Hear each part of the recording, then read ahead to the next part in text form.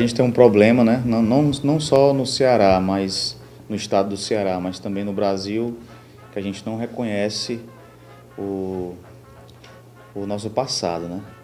Quando você pergunta isso para as pessoas, diga quem são os grandes brasileiros. Aí a gente fica pensando, né? Talvez lembre Ayrton Senna, mas a gente não pensa em figuras ou intelectuais ou figuras mais importantes. Todo brasileiro tem essa dificuldade de pensar. E não seria diferente no futebol, né? Obviamente que em momentos que tinha mais uma divulgação, essas coisas modificaram, né? No Brasil, na década de 60, 70, esses grandes jogadores eles são lembrados. Aqui, como era um estado com menos tecnologia do que no Brasil, então os grandes craques são os brilhantíssimos da década de 60 e 70, 80 já foi uma coisa normal.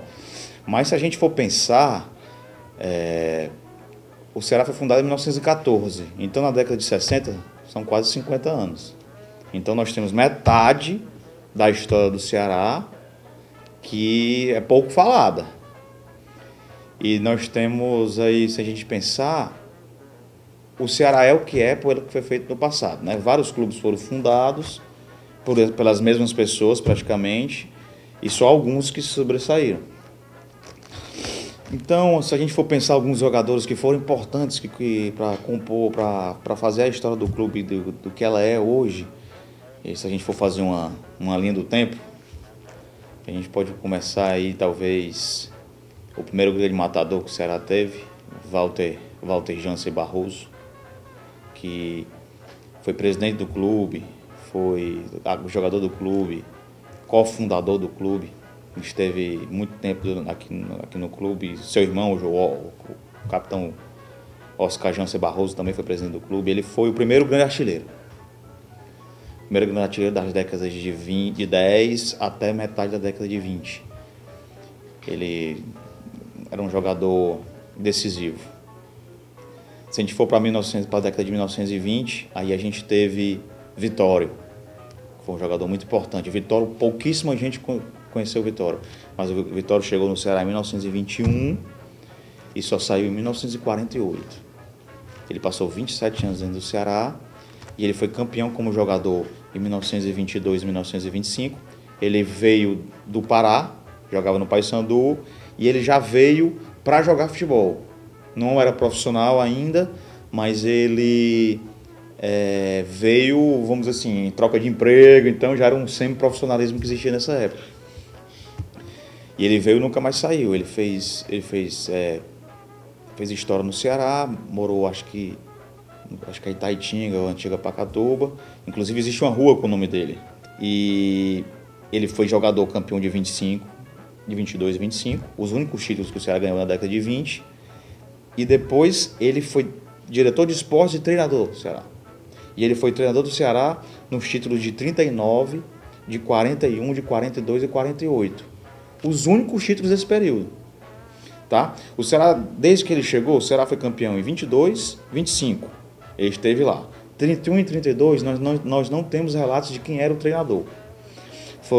Exatamente esse período de 30 a 33, houve uma briga da federação, da antiga federação, que era a Associação Desportiva Cearense, com a imprensa. Então a imprensa não cobria direito os jogos chancelados pela federação. Então a gente não tem relatos de quem era o treinador. Suspeitamos que seja ele. Temos convicção que talvez seja ele, mas não temos dados. Mas logo depois desse título de 31 e 32, teve o título de 39, que ele era o treinador. Depois dele, 41 e 42, ele era o treinador depois de 48. Saiu doente. Ele se ausentou justamente nos jogos finais, porque ele teve uma doença e saiu. E o apelido do Vitório veio justamente porque era um cara que vencia muito. Na época que ele jogava futebol, era que ele não queria nada assim. Não se preparava para o futuro, né? Então muitos desses jogadores, quando terminava de jogar futebol, ou parava de jogar, eles,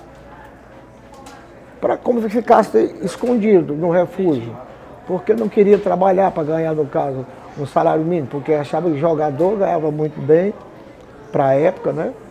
E você sair dali da mídia como craque, né? Como ídolo, para ser, vamos dizer, o próprio Croinho do Fortaleza, o centroavante, atacante, Ele, quando ele parou de jogar futebol, arranjaram emprego para ele, para a prefeitura, que na época chamava de o guarda do Rapa, não sei se que eles faziam hoje isso. Então, para ele era uma coisa, né, terrível, um ídolo, goleador, conhecido nacionalmente. Então, para ele era difícil. E outros não, se refugiavam através da bebida, né, das drogas, porque não tiveram também uma educação familiar. Eu acompanhei o Haroldo Castelo Branco, e tive a felicidade de acompanhar, porque, primeiramente, ele morava perto da minha casa. Ele morava era Senador Pompeu, hoje é expedicionário, mas na época era Senador Pompeu, ali atrás do PV. Então, ele jogava no Gentilândia Juvenil, não é? Quando o Haroldo passou a jogar como profissional titular, eu acompanhei o Haroldo no Fortaleza, uma fase extraordinária que ele teve lá. E depois no Ceará Sporting Clube também, ele jogou nos dois. Era um volante que jogava muito bonito, muito elegante. Era bonito ver o Haroldo jogar. E ele conduzia a bola, cabeça, sabe aquele cara que joga de cabeça erguida, olhando, vendo o jogo? Era o Haroldo. A seleção cearense, rapaz, que foi a terceira do Brasil, veja bem. A terceira do Brasil, não é? 62. Aquela seleção tinha na meia cancha o Haroldo Castelo Branco, era Carlito Gildo, Mozart, Haroldo Castelo Branco, Baíbe, né? Era o ataque daquela seleção. Era um ataque fantástico. Qual foi o azar que o Haroldo teve? O Haroldo teve azar porque no auge da carreira dele, estava num momento brilhante. Podia pegar o Haroldo e botar para jogar em qualquer time do futebol brasileiro, Flamengo, São Paulo, Vasco. O Haroldo tinha futebol para estar lá. Pois bem, mas nós vivíamos na época do regime de exceção, era uma coisa muito delicada. O William Pontes, que era sargento do Exército, jogava pelo Ceará Sporting Clube, houve um problema no estádio. Esse negócio de torcedor com jogador, aquele negócio todo, e o Exército era muito rigoroso na questão de disciplina. E o comando da 10ª Região na época não gostou do que houve. Com o William Pontes, um desentendimento com a torcida, eu não recordo qual foi o motivo, sei que a confusão foi feia. A confusão foi feia e foi para dentro de campo. E o William se envolveu. Resultado é que o Exército proibiu o William Pontes de jogar e, por acréscimo, para evitar problemas, também o Haroldo Castelo Branco, que era oficial, acho que era tenente na época, era capitão, nem me lembro mais, do Exército Brasileiro. Aí o Haroldo teve que parar um período, bem de 2 anos, se não me falha a memória. Isso foi na década de 60. Foi 66, 67, se não me falha a memória. Não é? 60, e eles dois foram impedidos de jogar por ato do Exército, decisão do Exército, para evitar confusão com torcida, aquele negócio todo. O Haroldo, que era oficial do Exército, teve que parar de jogar. Quando o Exército liberou lá na frente, bem 2 anos depois, sei lá, aí o Haroldo, não sei qual era o posto que ele tinha no Exército, já não estava mais aqui, tinha ido para o Rio de Janeiro, não é? Não voltou a jogar. E eu treinei no calor do ar e não aprovei, certo? Segundo o presidente do clube. Aí eu voltei para Quixadá novamente. De lá, eu vim para o Nacional. Aí passei na faixa de 4 a 6 meses no Nacional, só aí fui para o Ferroviário. Até aí eu era não amador, né? Eu fui artilheiro 2 vezes pelo Ferroviário, né? Isso. 56 e 57. 24 e 26 gols em cada campeonato. Essa daí é que era a época dos grandes goleadores, né? Que tinha o Croinha, tinha Luiz Garapa, né? Tinha o Gildo, mas tinha também outros mais, que era goleador, Ivan Carioca, que era muito mais goleador do que o Gildo, sabe? Acho que é porque entrou o empresário, entrou o diretor diferente naquele tempo. Hoje os diretores são mais entrevistados do que o jogador, certo? Hoje o jogador não segura um campeonato, um ano, jogando aquele mesmo jogo. Sempre muda de técnica, de tática, isso é parte do treinador, né? Mas é parte de técnica. E então, não sei se não renunciaram a algumas coisas para poder sustentar sua condição física, para mostrar seu futebol. Então hoje nós lamentamos mesmo, jogadores de futebol, que não temos mais ídolos, não temos mais goleadores, porque os goleadores hoje ele faz 2, 3 gols numa partida, passa 5, 6 jogos sem fazer nenhum.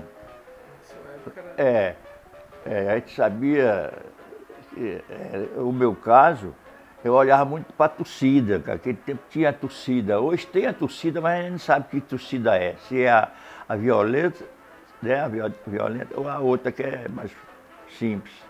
Então isso tudo, a diferença é muito.